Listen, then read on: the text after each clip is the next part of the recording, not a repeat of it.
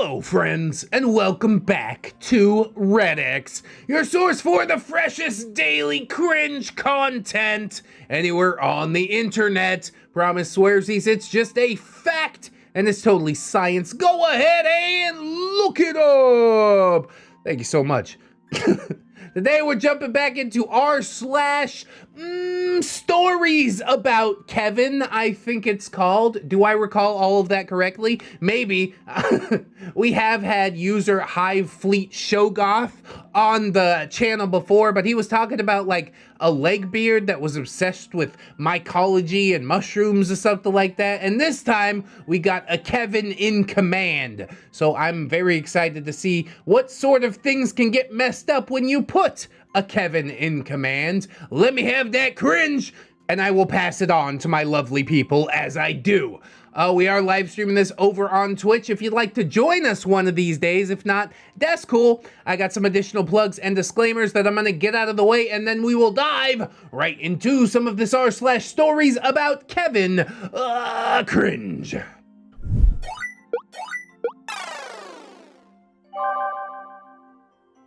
A Kevin in command. Surely he didn't earn his way there, right? Somebody placed him there. Is this a case of nepotism? That's what I'm gonna put my money on. He can't possibly be in command because people want him to be in command, except for daddy or whoever the hell is in charge.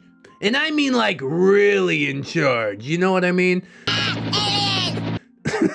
This is the story of JJ, the Chief Kevin. Oh, was he elected by like all the other Kevins? I don't know what's happening. Hello, ReddX community! Hi, user Hive Fleet Shogoth. It's me again, and I have another Kevin story just for you! And this is so fresh. 3 hours ago, I saw it pop up on the subreddit. I'm like, oh yeah, we haven't done Kevins in a bit. Okay, let's get it in there. I wanted to write my wholesome neckbeard story, but it'll be a pretty long one, and I have to recall more of my memories to complete it, so I decided to just write this one out first. Unlike the hybrid, check that out on ReddX's YouTube channel. I might include a link, I think. This is a tale about a classic Kevin specimen. I hope you like it. I might! My hopes are high, that's why I front-loaded it. There are no trigger warnings at all for this story, so you can read or listen without hesitation. Oh, I thank you. My monetization thanks you. She who shall not be named thanks you for all of that. Finally, a safe story. I just need to be a good boy for 1 month. Why can I not do it? Anyways, the cast list is pretty short. JJ is our Kevin of the day. He is the chief of a factory where I happen to work. A factory with like moving gears and stuff, and you gonna put a Kevin in charge of all that? Yeah, I don't know about that one, Chief. He's a middle-aged man with gray hair, looking perfectly normal. You would not expect him to be a Kevin, given his position at our workplace, but when you work with him for some time, it becomes, well, obvious. OP, that's me! Your standard vanilla citizen of Poland. And no, that's not racist, ReddX. Yeah, maybe not. I don't know. It's a pretty good joke, though. I stand by it. I have much love for D&D and the gym, but at the time when this story takes place, no more ambitions of becoming a scientist. Hybrid forced me to change my plans for the future. Honestly, you got out at a good time. There's no future in science. Come on! You gotta go learn to be a farmer. Now there's a future in that for sure. Boss is the owner of the factory, a businessman raised in the commie phase of Poland. This would take a long time to explain in detail. Long story short, he doesn't take any crap from his clients, but is also like a stone wall when it comes to introducing any change to his enterprises. He's also the kind of person who prefers to do everything with his own hands rather than to let others mess it up, which is understandable enough after you get to know his employees. Yeah, but bosses are supposed to delegate. Like, really? Why are you even calling yourself a boss at that point? Move aside, let me do it. Okay, I still get paid, right? This job is cushy. And now let's move on to the Kevin himself. It will be an ensemble of situations instead of one long story, mainly because it took place during a pretty long time span, and I'm pretty sure it would just lose all coherency otherwise. Yeah, but I like those point-by-point stories. Gives me a place to talk in the middle. So story 1, the beginning. After finishing studies and 1 year of work in national forests, I decided to abandon this line of career and look for something else. Wow, you leapfrogging all over the place, OP. But that is good. Find what you're really passionate about. It just so happened that my father's friend was looking for someone who spoke French to work as an export manager in his factory. I took this occasion, and after a short period of initiation, I began the job. It surprised me how fast boss took me in, but as I discovered later, my predecessor was explosively fired after he tried to steal from the company. After he was gone, there were a couple of clients left without communication, so yeah, boss was in a hurry to find someone. Well, their loss is your gain as far as I'm concerned. All I gotta do is sit here and translate? Yeah, sign me up. All I know how to say is parlez-vous français, and hopefully they say no. Omelette de fromage. Omelette de fromage. JJ was one of the first men that I got introduced to in my new workplace. He made a good first impression, a calm, casual man who seemed to know what he was doing. He was then and is until now the chief of this factory and was responsible for managing the crew, arranging papers for exporting goods through customs in Poland, writing invoices, and so on. Okay, but really, how was he given this job? I have questions. Boss? JJ is the go-to person when you need to know something. Any questions about the stock, delays in production, anything, call him, okay? This was a clear sign for me that JJ was a competent man. Well, that could not be further from the truth.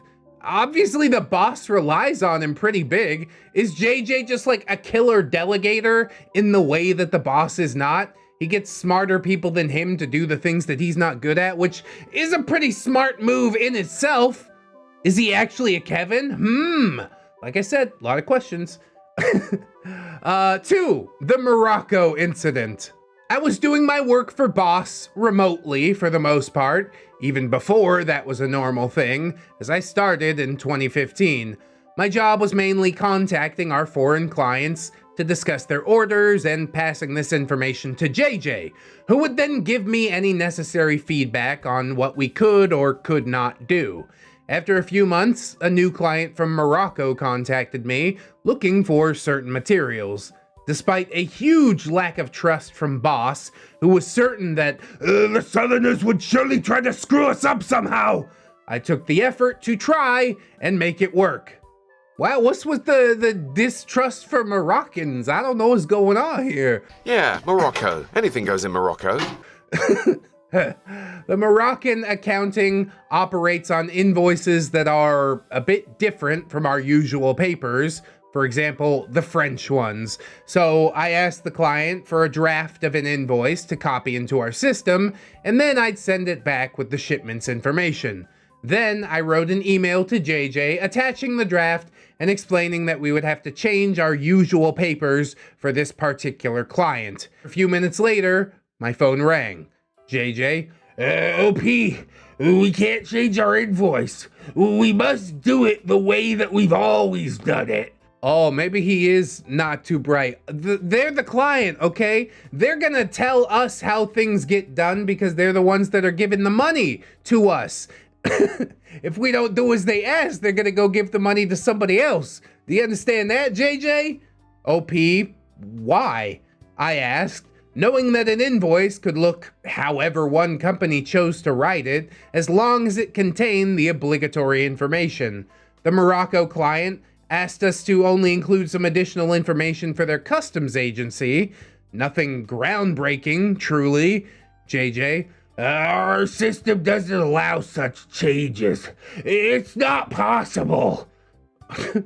Are you sure? Can I come and take a look on your computer there? And he's like, what's a computer? No, he didn't say that. OP, what system do you use to write an invoice? JJ, after a while of silence, Microsoft Excel. OP, and you really can't change what's written in an Excel sheet? JJ, It's gonna break our template. I tried it a couple of times. okay, then make a new sheet. I swear it's not that difficult. OP sighs. Okay, send it to me and I'll try to do it, all right? JJ agreed, and a few minutes later, I got an email with the template. It literally took 5 minutes to change it and send it back. And then my phone rang again. JJ, I still don't think we could send it like that. I really don't want to have this discussion. Can I talk to boss? I'm just gonna jump the chain of command, all right? You're making this needlessly complicated. OP, why? JJ, Our accountant won't allow it with those changes. OP, oh really? Did you ask them? JJ, No, I just know. It was somehow important to me that we would succeed with this client for a couple of reasons. The major ones being that I wanted to prove to the boss that the Moroccans are honest people and that they would not screw us up, and this was the first client that I was managing from the very start, so I wanted to show that I was capable of doing my job from A to Z. OP, can you give me the phone number to our accountant, please? JJ, Yeah, but you really can't change the invoice. he said, and then he gave me the number. As you surely expect, my discussion with our accountant was very short and very simple. I got the confirmation that a slightly changed invoice could be used without any problem. I guess JJ just has some sort of vibe of competency. You really think that he's doing his job just fine unless you look a little bit closer, which I'm surprised the boss hasn't, considering how hands-on he is. There's lots of mysteries here, not the least of which is why the hell they're using Excel to write up invoices, but I'm not gonna go there today. I don't have the energy. JJ took the information and obliged. I wonder if he actually talked to the accountant before saying what would and would not be possible. Then I got another mail with the invoice, and I forwarded it to the client. They responded that they would also need to have our company stamp and signature on the copy, so I called JJ once again and asked if he could do this, scan, and send it to me in a .pdf format. He did, but he sent it as a JPG. Well, I thought, looks like I'll have to convert it myself. Later, as we made more shipments to that same client, JJ would always send me the copies in various formats, JPEG, PNG, and such, but never, ever in PDF.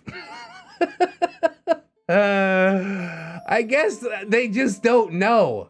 Does the boss even know what a PDF is? How is this company still standing? I like to think that I could run a company, but then I'm sitting over here driving one YouTube channel into the ground, so what do I do? Don't listen to me either. I decided to just ignore it and change the format every single time. You're enabling him at that point, OP. But yeah, maybe it's not worth the headache. After each shipment, the client paid according to the copies, but JJ also sent them the original by DHL service and paper as required by the accounting laws. I gave him the address of the bureau in Casablanca that I got from the client. One day, after half a year of regular shipments, I was visiting the factory to meet the boss and look at some products. JJ took me aside at one point and said, I don't think that Moroccan post is working properly. OP, why? JJ, All of the original invoices I sent are returned back to us. OP, very surprised. Like, every single one of them? JJ, Yep, I guess they just don't know what to do with them, and they send them back. yeah, that's not how the mail works at all, okay? You're probably writing the address as something undeliverable. Let me see it. How are you ruining this? This was clearly a big problem in case of fiscal control, so I had to investigate, even though it was not really in my range of duties, technically. Okay, then, show me the DHL parcels that you've sent.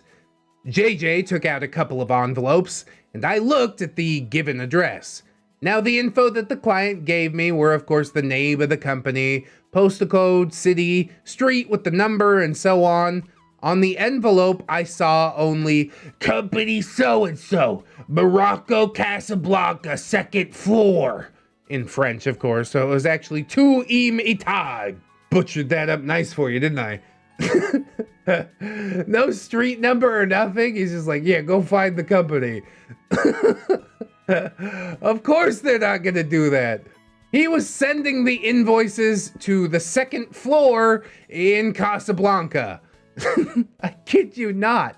Why DHL did not turn his attention to this fact after the very first one? Well, that is a mystery for me even today, but I do have some theories.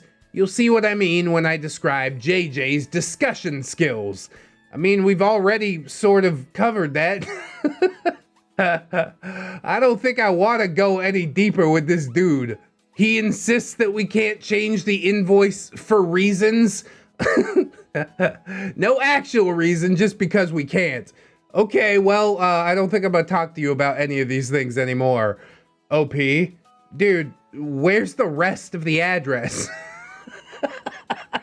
Do you not know how the mail works? JJ, What do you mean the rest? I produced my phone and showed him the very email in which I had given him the info. OP, this rest. Like, you know, postal code and street and so on. JJ, Who do you think I am, OP? I don't understand French. How am I supposed to know what all this means? Besides, it seemed too long for me, so I cut a little bit of it off. all you have to do is copy it. You don't need to know what it says. Oh my God, he is hopeless. And then my main question is still, how did he maintain this job? How is he pulling the wool over the boss's eyes every day? OP, what? Why? I literally gave you the whole address. Why would you cut anything out of it? JJ, Well, the addresses of our other clients from France or Italy looked shorter, so I thought... OP, of course they look different. That doesn't mean you should cut them short for a better look. You have to resend them all with proper addresses. Now, JJ. Oh my God, this is so much work now. I can't do this. This will cost us a lot of... He blabbered on, but I had stopped listening. Yeah, so much work that you caused. This extra cost that you caused. I don't feel bad for any of this. All I've done is inform you that you have screwed up. Really, you should be thanking me. But his ego is so large, just like every Kevin, they can't even see how stupid they are. OP, just do it before we get ourselves in crap with the fiscal office and lose the client. And so ended the first major arc of JJ's shenanigans. He sent the invoices again, and we didn't actually get in any real trouble. Yeah, because you bailed him out of it, OP. He was quite close to getting in probably a lot of trouble. And what was he doing with these things that got returned? Just saving them somewhere? He's got like a big drawer full of returned letters. He's just like, I don't know. At least he wasn't throwing them away, I guess. Oh my God. He is a Kevin through and through. Story 3, login problem. Boss once called me and asked if I could help JJ create a supplier account for our factory in one of the popular DIY markets that was buying our product. This would be useful later on to track our sales. Boss, I ask you, OP, because you know how JJ is with computers. It would be best if you came to the factory and guided him through the process. yeah, this is gonna be a long day. I know how he is with computer, and I know how he is with the post office, and I know how he is with functioning in daily life. How does he remember to breathe? So, the next morning, I hit the road and I went to the factory. The facility is located about 200 kilometers from where I live, so after about 3 hours, I was there. Then, I created the account with JJ standing right next to me, and I noted what the login and password were on a piece of paper. Surely he can understand how to read a piece of paper, right? Can he read? About a year passed. I nearly forgot about this situation, and then one day, JJ called me. JJ, Hello, OP? I need to ask you to come to the factory. Yeah, 200 kilometers away. Let me drop everything for you, buddy. Old pal. OP, all right. Can you tell me what the matter is? Maybe I can help you over the phone. JJ? Well, I think it would be best if you were here. It's about the supplier account. Technically, JJ was the chief in the factory, so I had to do what he told me. God. Fate worse than death. I quit this job already. Please miss me with all of that. So I changed my plans for the next day, and I went to the factory in the morning. This was surely an important matter because the DIY market was quite a big client. Around 9, I entered the office. JJ was sitting by his desk in front of his computer. OP, all right, what's the problem? I asked, sitting on a chair nearby. JJ, well, I have trouble getting into the account. OP, all right, show me. Enter the login panel. He types in the site's address, and I noticed that the Internet Explorer search window didn't show any propositions on autofill. Strange, but it wasn't something that worried me all that much. The login site popped up, and JJ stopped moving, staring at it as if waiting for something. OP, well, you have to type in your login, JJ. He's been doing this for a year and he just woke up this morning and forgot how to do it. He remembered too many Pokemon names and the login information got shoved out of his head. I don't know what's happening. JJ started theatrically scratching his chin. JJ, damn. I just forgot what that was. OP, it's your email address. JJ, oh yeah, thanks. You use so many accounts these days. Sometimes it's easy to forget. Then he typed his email in and stopped moving again. This is excruciating. I waited while the brutal realization appeared in my mind. I feared that this would be the case, but for some reason I did not want to accept it. Then, after a prolonged silence, I said, type in the password, JJ. JJ, what was it again? OP, JJ, I left it for you on a piece of paper. You are the user of this account, not me. He again started to theatrically search his desk for something. JJ, I had the paper somewhere here. Ah, darn it, it must have gotten thrown out. How do we get in now?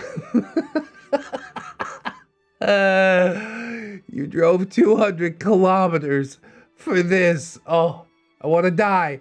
I want to die.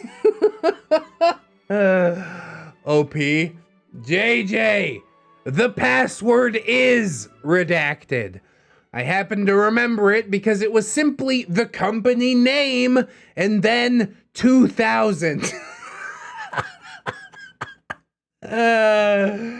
It literally cannot be any simpler if it was his own name. He's just indefensible. If he's not related to the boss, surely they go golfing together. You know, they've got some sort of relationship outside of just business, because this guy he's hopeless. He typed that in and went into the system. OP. Okay. So what's the problem, JJ? Well, I'll manage it from here. That's all I needed. Oh my God. Oh my God! I am dying inside. This really couldn't have been just a phone call. I could have told you all this yesterday, JJ. Oh my God. How did you not stab him in the neck with a pen? So this is how my entire day was wasted, to go there and back again, only to remind JJ what his damn login and password were.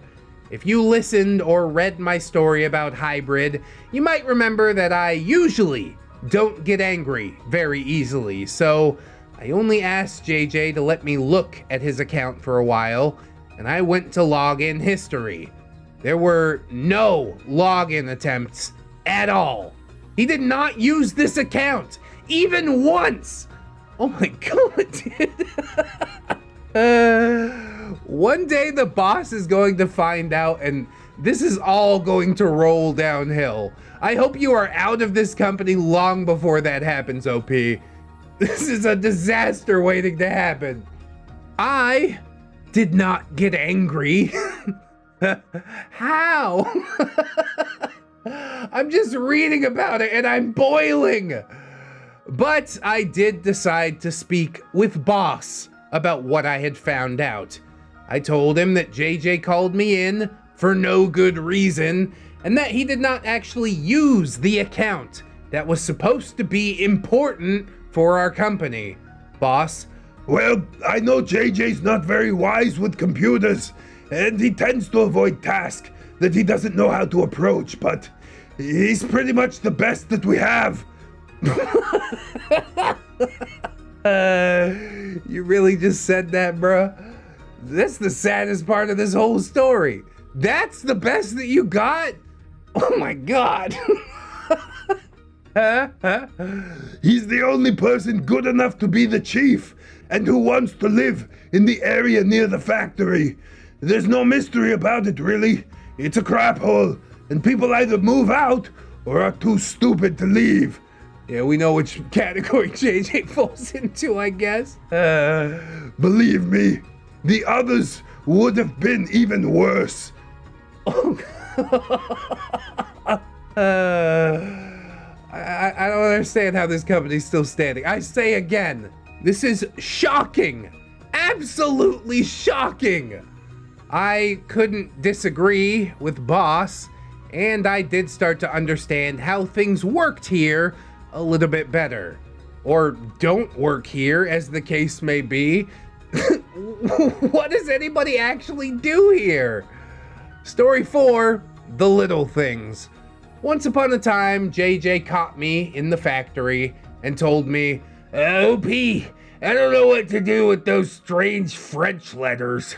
This new client's company name, I just can't type its name on an invoice. They should know better than to include those weird signs in their names. They're not on any keyboard. Are you sure about that?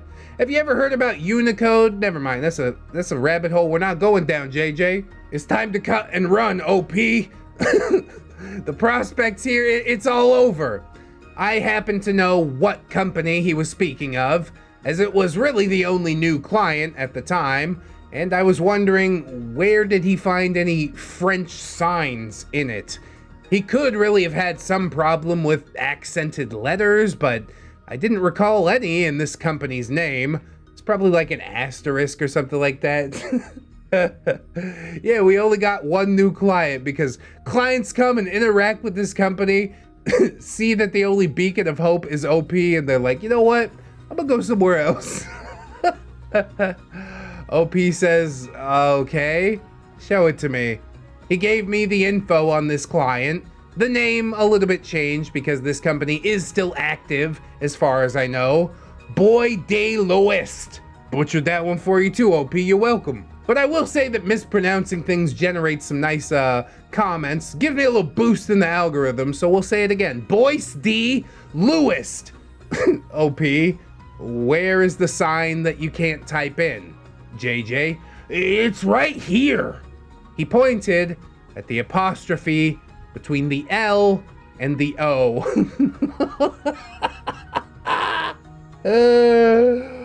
Okay, JJ. I don't know how to explain this to you. OP, JJ, it's just an apostrophe. It's on every keyboard. You just have to press the button. JJ, What's an apostrophe? he asked, looking confused. Oh my God. Oh my God! I can't do it anymore. I quit on the spot. I don't want to work under you anymore. Oh. I'm just having a real hard time even processing that. I pointed to the right keyboard button. JJ was really amused as he learned a new thing that day. Oh, great for you. Do you think it's gonna stick? Do you think he has any sort of retention whatsoever? He's gonna ask OP the same thing again tomorrow. Oh, another time I get a call from the Moroccan client that we had to change our customs procedure because they had to break the customs seals when loading our merch into a container in La Spezia. Long story short, basically, normally a seal like this is mounted on a whole truck's bed and broken only when the load reaches its destination. But on the way to Morocco, it's loaded on a container and then on a ship that goes from Casablanca to La Spezia, so they had to break it to unload the merchandise. The client asked me if we could do something about this because each time the seal is broken, they have to remake the customs procedure again and pay for it once more. I asked JJ, why did you ask JJ, OP? Don't we all know better by now? He was usually in charge of contacting the customs office in Poland. I asked him if it would be possible to do something about this. After a couple of minutes of pleading him to call the office, he obliged. Then he called me back and said, Nothing could be done, and the client will have to pay for the second customs fee. Did you really call the office though? I was caught between a hammer and an anvil because if there's something that Moroccans did not like, it's paying more than they expected. So the client called me again and again, and I tried to talk to JJ multiple times, racking my brain to think of a way to change this customs procedure. After a long day of constant calls and listening to Moroccan French, which is pretty hard to understand sometimes, I decided to make one final effort. OP, JJ, can you give me the number to the customs office? JJ, Why? I already told you that procedure can't be changed. yeah, you said the same thing about the invoices and the accountant. You'll forgive me for being a little bit skeptical, right? Give me the number. But instead, OP just says, let's just say that I want to hear that same thing from the office. JJ reluctantly gave me the number to the clerk that was assigned to us, and I called her. The discussion went something like this.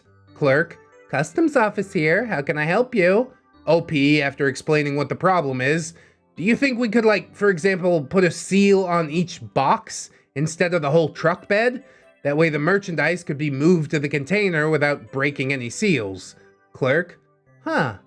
Yeah, I think that would be possible. We could do that.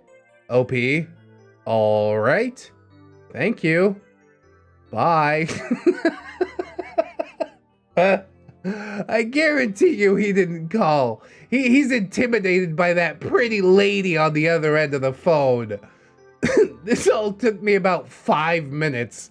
JJ seemed slightly surprised at the outcome, but seemed not to give a single damn about the client's satisfaction. I guess maybe the clerk couldn't come up with that as an answer on her own, but once OP offered her it on a silver platter, she's like, oh sure, yeah. Maybe it's just like a total Kevina on the other end of the phone. I don't really know. This is horrifying. There are more stories about JJ, but I guess you can see the pattern here. I think it's enough for now, as they get repetitive and I don't want to bore you. To sum things up, I will just say that JJ once stood in election for town's council and, surprise, didn't make it. Oh, thank God for that. At least the people in the town, they got a little bit of brains. Another time, JJ completely destroyed the engine in one of the company cars because he decided to ignore the check engine oil lamp when going on a delegation to Breslau. I had the pleasure of hearing what the boss had to say after that, and I guess that the word demonetization is very fitting here on multiple levels. I still work at the factory, so I might have some new stories about JJ in the future. Oh, OP, I feel so bad for you, bro. It's time to get up and out. This is over. How long could this possibly last? I want you to think about that honestly. Unfortunately, the current situation with the pandemic and inflation and a war going on may as well cause the downfall of this facility. So, I don't know. I guess we'll just have to see. Yeah, it's time to cut and run. As soon as possible, you need to get up and out.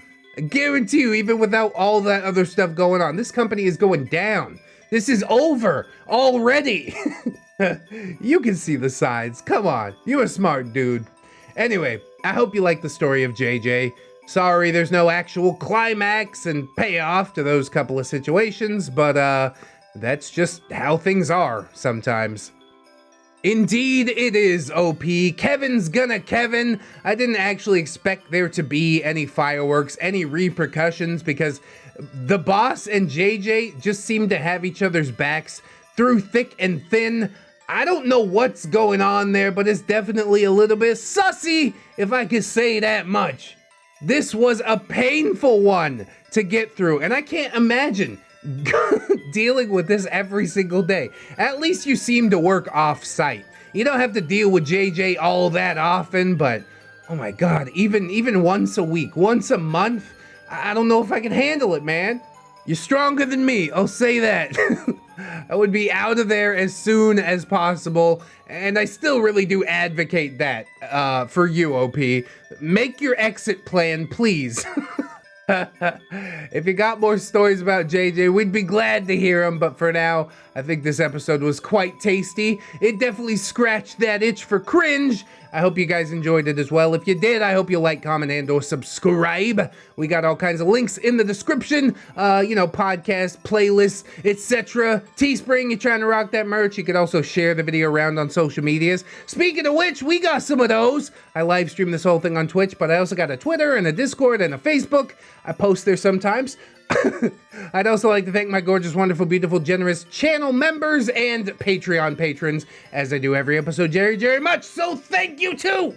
Starting with our channel members, Train Boy, That One Gay Cop, Valley Eyed Crane, Shiza, A Tiny Boy, Angel Dark, Bedazzled Misery, Skylar Rain, The Fez Wearer, Rosie Rainbow, Slow Spooner Jerry, Sean Cantwell, Heaven Sent 777, Robert Thibodeau, Jackie McQuitty, Grim Strive, AJ Collins, Tooth Plushie, Corey Arts, Kelly Clark, Florentic Waver, Dungeon Bat, Billy D, Robert Waits, Brandon Ashcraft, Phantom Danica, Organic Steve, Skylar May, Morningstar, The Gypsy Barber, Fire Drake, Samantha, Desk Flagship, Buy Two, Get One Hand. Heading over to Patreon, we've got Harley Owen, Robert Waits, Camille Sarah, Chance the Blue Kraken, Dixie, Ellipses, Captain Cloud, Jerry Hong Kong, Deku, Esteban, Organic Steve, Beat Double, The Mega Boss, Without That One, Jerry, Thankful Forgiveness, PCB, Santa Jerry, Silent Tyler Revolver, a very tired Jerry, I feel that, a Justy Dargonian Jerry, Aaron Jerry, and Frankenberry. Ain't that a hot bitch though? Assassin Punk Jerry, Bang Bang, Baby Jerry, Benji and the Jets, Billy D, Bitch Gremlin, Blade the Hero, Bronze Kraken, Commander Jane Tank, Comrade Mooney, Destiny Piper, Dr. Larks, Aaron Era, Erratic Mechanic, Eastbars, Fluxer. I don't have friends. I got tendies.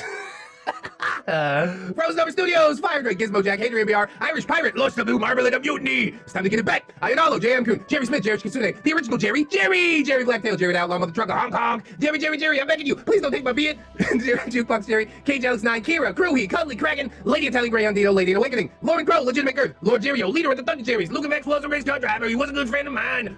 Like and subscribe, Milady Nix, Melgar the Destroyer, Metal Fracta, not another Jerry, but he is though. Paragon Soul, Phantom of the Pines, Jerrykins and Jerry Beth, Queens, Quaaludes and Quagmires, Redwin, Rose Jerry Miller, Sarita the Lolita, Scarlet's Coven, Sergeant K. Copbringer of the Law, Silo Whip, Stephanie Gunner, Synaptic Boomstick, Brilliant Tomago, the Gypsy Barber, the Littlest Who, the Witcher Fusky, this isn't even my final beard. Tick Jerry, trying to find another mom to get back to the real world. Vanguard Angel VC3, Viking Jerry, Wiki Tech, Zephanic Gargoyle, or Clay, Arnold Boys, even the Weebs, we can see the trained. Maybe, a normal Jerry. Alright, Red, for you I bring Doritos, but I count the expertise of their drag beards. I know what to do. Admiral T-Tech, Emerald, or another stupid hipster, Atomic Jerry Zellabad, Penny Lake, Bartender Kelia, Big Dad Wolf, Procus Fine Horseradish, the original different Jerry, Cake Jerry, California Jerry Girl, Carcass, Chicago Panda, Corey does commissions. Wow. Oh, now. Yeah, I got that right. That's why I'm leaving it. Cryptides, the Fawn Jerry, the Deftitude, the Dilf Jerry, Dwarfy Dude, Five Nights at Jerry's, Get to the Doodles, also commissions open, Jerry Boo's daughter, Ghost of Alpha, Greymon 365, Half Slavic Jerry in a tracksuit, Heath Knot, Hydra Jerry Solman, Jace Christensen, Janitor Jerry's back from the abyss to clean up after the teenage beards. Good luck. Jeffrey, Gerald of Arabia, Jerry but with 2 S's and E, Jerry Springer, the results are in. You are not the neckbeard. Jerry the Sussy Baga, Jerry his mom has got it going on, Jerry Older Rivera, Jerry Roxers, Jerry Role Playing Game, Kid Marvelous, Lucian Lovecraft, Machia CD, maybe next time, Miss Duchess, Mr. Gasmask, Non Viper, Not Invisible, Angel Raptor, Seldom Dark, Snom Jerry, there's Snary if you didn't know, Spoonie the Rope, Spoopy Scary, Jerry Ton. Hey, we're in October for reals now. Susan Beard, if anyone has one more fun, I'm taking all the attendees. Yeah, you can say heck once as a treat. Thank you so much. Techno Dubs, the Copy Jerry Tool Knives, Third Stuff, this is purely a mercantile transaction. I mean, it is though. To Infinite Jerry and beyond, Tokyo Bird, Unkale, Vaughn, Venom Jerry, throws 2 liter Mountain Dew, grow my neckbeard, grow. It's Jerry time, hold ReddX Morpher. Hygiene, it's Jerry time, hold ReddX Morpher. Humility, and thank you to my $1 patrons as well. Bless up to all the Jerrys and not Jerrys alike. You guys doing the most to help float me out here. It's been a rough month so far, so fingers crossed. We're gonna make it, you know, but I definitely do appreciate the support. If you'd like to join these people, that is absolutely huge. If not, I just appreciate you coming through today, hanging out with me. I hope that you come on back and hang out with me again tomorrow. In order to do so, you need to keep yourself safe out there, wash your hands, but also take some time out and do something that you personally enjoy today. Maybe like watching some more ReddX videos. It's pretty cool. Always remember, friends, that you are loved, you are worthy, you definitely deserve it, and I shall see you in the next one. So until then, friends, bye-bye.